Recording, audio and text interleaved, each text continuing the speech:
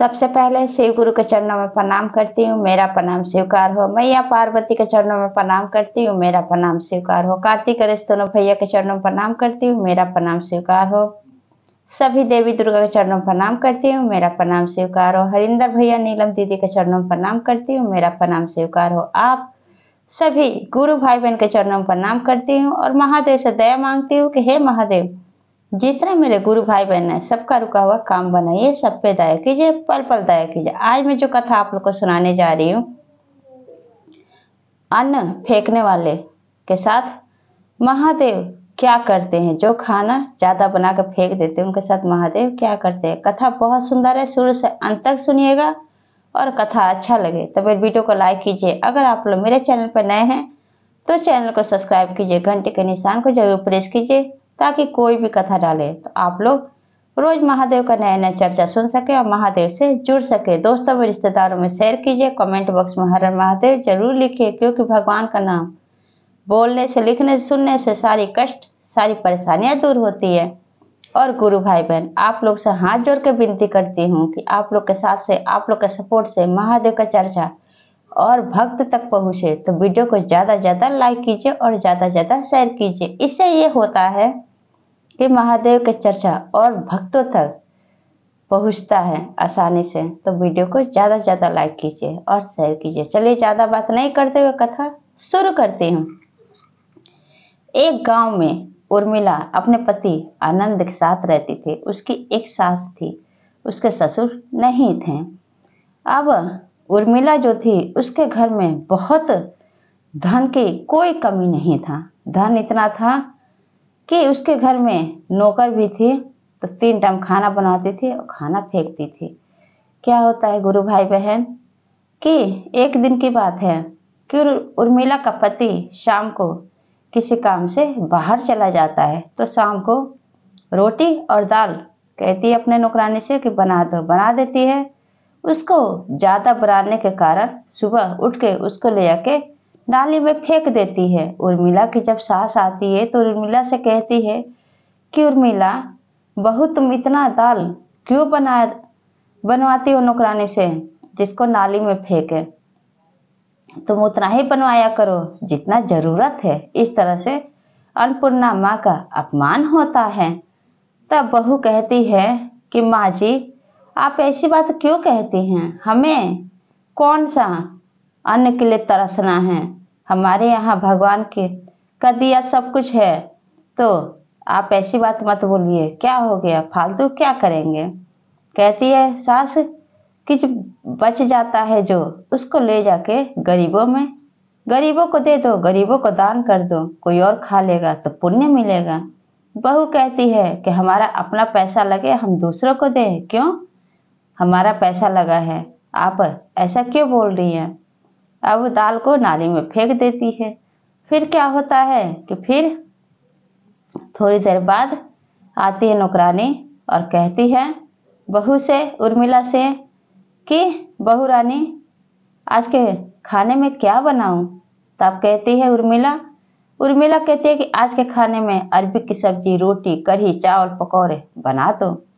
फिर सास ये बात सुनती है, फिर आती है तो पूछती है उर्मिला से, कहती है कि उर्मिला बेटा, तो मेरा आनंद तो यहाँ है नहीं, आनंद तो बाहर गया है और हम 2 के लिए इतना खाना क्यों बनवा रही हो? खाना उतना ही बनाओ जितना हमें जरूरत है। उर्मिला कहती है अपनी सास से कि माँ जी, देख रही हूँ आप खाने में कुछ ज़्यादा ही रुकावट लगा रही हैं। हम लोग को कौन से खाना की तरसना है कि हम लोग को ऐसी कोई बात है कि हम लोग को तरसना पड़े और खाना उसी हिसाब से बने कि जितना हम लोग को खाना हो। हमारे घर में भगवान का दिया सब कुछ है, तो क्या हो गया, खाएंगे तो खाएंगे, नहीं खाएंगे तो ले जाकर कूड़ेदान में फेंक दूंगी। ऐसा उर्मिला अपनी सास से कहती है। सास फिर समझाते हुए अपनी बहू को कहती है कि बेटा, अन्न का अपमान नहीं करना चाहिए। अन्नपूर्णा रुष्ट हो गई तो अन्न के लिए, दाने दाने के लिए तरसना पड़ेगा। लेकिन उर्मिला बहू को कुछ समझ में नहीं आता है। उसके पास धन के कारण इतना घमंड होता है कि वो किसी की बात सुनना नहीं चाहती है। फिर क्या होता है गुरु भाई बहन कि शाम को सास और बहू उर्मिला और उसकी सास जो खाते हैं और बहुत सारा खाना बच जाता है। अगले दिन ले जाकर उसको कूड़ेदान में बाहर फेंकने के लिए जाती है और फेंकती है, तो उसी समय एक साधु महाराज आते रहते हैं। तब साधु महाराज कहते हैं उर्मिला से कि बेटी, क्या ये अन्न खराब हो गया है? तब कहती है उर्मिला कि नहीं साधु महात्मा, ये अन्न खराब नहीं हुआ है, तब क्यों फेंक रही हो? तब कहती है कि हम अन्न ऐसे नहीं फेंकते, खराब हमारे यहाँ नहीं फेंका जाता, हमारे ऐसा ही सही अन्न होता है तो फेंक देते हैं। तब साधु महात्मा समझाते हुए कहते हैं कि बेटा, जो अन्न तुम फेंक रही हो जो खराब नहीं हुआ है, खराब अन्न किसी को नहीं दिया जाता है, लेकिन जो खाना अच्छा है उस खाने को गरीबों को अगर दे दोगी, खाएगा तो तुम्हें पुण्य मिलेगा। और तुम इतना अन्न फेंक रही हो, अन्नपूर्णा तुम्हें श्राप देगी, अन्नपूर्णा तुमसे रुष्ट हो जाएगी, तुम्हें एक एक दाने खाने बिना तरसना पड़ेगा। अब उर्मिला जो थी, इतना धन दौलत महादेव का दिया हुआ था कि उसको बहुत घमंड रहता है, और घमंड में कहती है साधु महात्मा से कि साधु महात्मा, कहीं इस अन्न का आपको तो लालच नहीं है, आप तो नहीं चाहते हैं कि इतना सारा खाना आप फ्री के ले जाएं, मैं गरीबों को क्यों दान दूं, मैं गरीबों को क्यों खिलाऊं? हमारा पैसा लगता है, हमारा अनाज होता है, हमारे नौकरानी को हमें पैसा देना होता है, हम गरीबों को क्यों दान देंगे, हम अपना फ्री का खाना क्यों दूसरों को खिलाएंगे? सो मैं फेंक देती हूँ, ये हमारे किसी काम का नहीं है। ऐसा बोलती और कहते कि आपको इस अनाज का तो लालच नहीं है। साधु महात्मा कहते हैं कि बेटी, तुम्हारे धन दौलत के कारण इतना तुम्हें घमंड हो गया है कि जो तुम्हें अच्छा शिक्षा दे रहा है, जो अच्छा राह दिखा रहा है, फिर भी तुम सुनना नहीं चाहती, समझना नहीं चाहती। जाओ, आज मैं तुम्हें श्राप देता हूँ कि तुम्हारे घर में जो भी धन दौलत होगा सब नष्ट हो जाएगा, तुम एक एक दाने के लिए खाने के मोहताज हो जाओगी।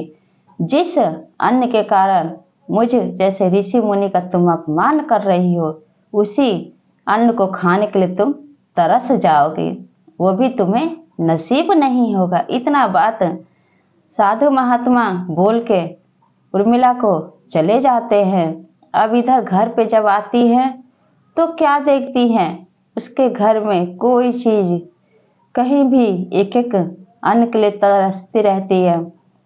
कुछ ही देर बाद उसका पति आनंद आता है कारखाने से, तो क्या कहता है, कहते हैं अपनी माँ से और अपनी पत्नी से, उर्मिला, अब जो भी खाना बनाना हिसाब से बनाना, हमारे कारखाने में जो भी राशन था सब चोर चोरी करके लेकर चले गए हैं, हमारे पास कुछ भी नहीं है कि हम लोग ढंग से खान पान रख सके और सही से खा सके। अब क्या होता है कि उसी दिन शाम को उर्मिला रोटी और सब्जी बनाती है। अब रोटी को ले जाके टेबल पर रख देती है, सब्जी को लेकर आती है, अचानक उसका सब्जी में एक छिपकली गिर जाती है। जब छिपकली गिर जाती है, गुरु भाई बहन, अब उस कटोरे को हाथ से छूट जाता है उर्मिला के, और हैरान हो जाती है उर्मिला के, ऐसा कैसा हो गया, मेरे घर में तो दूर दूर तक कोई छिपकली दिखाई नहीं दे रहा, मेरी सब्जी में कैसे छिपकली गिर गई? उस सब्जी को लेकर फेंक देती है।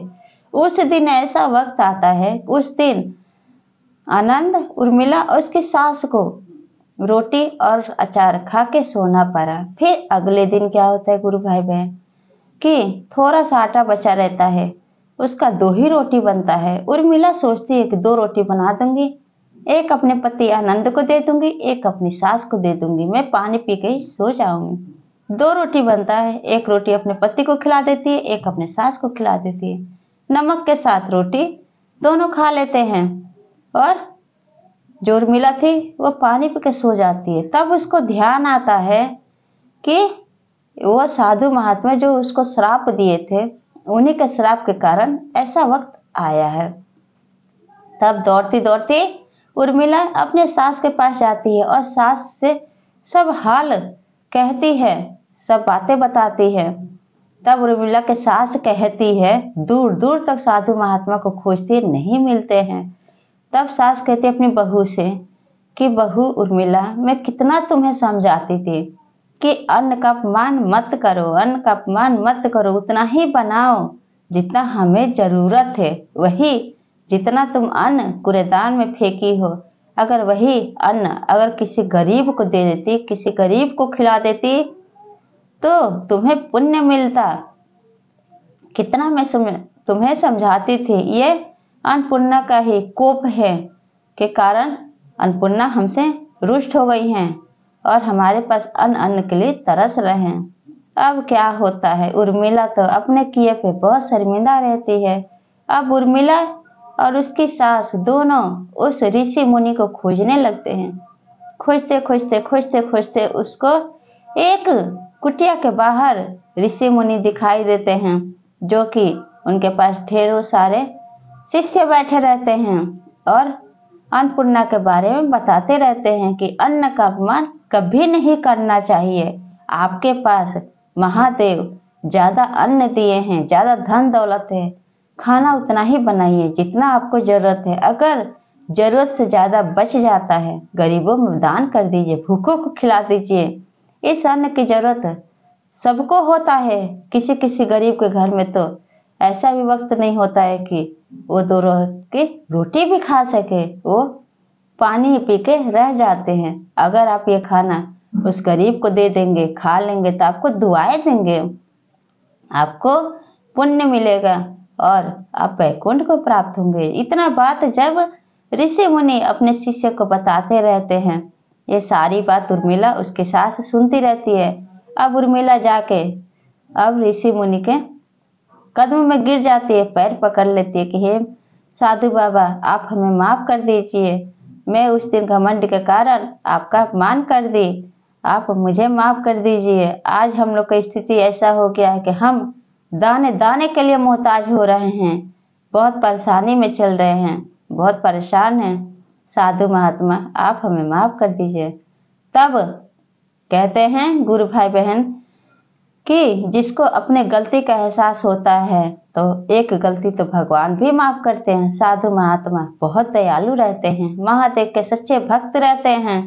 कहते हैं साधु महात्मा, जाओ बेटी, कल सुबह खाना बना के तुम्हारे घर के बाहर जो भी प्राणी पार हो, जो भी व्यक्ति जाए, उसको भोजन कराना। धीरे धीरे तुम्हारे घर की स्थिति ठीक हो जाएगी और अन्न का अपमान मत करना। जो भी खाना बनाना उतना ही बनाना जितने जरूरत है, जरूरत से ज्यादा बनाना तो उसको गरीबों में दान करना।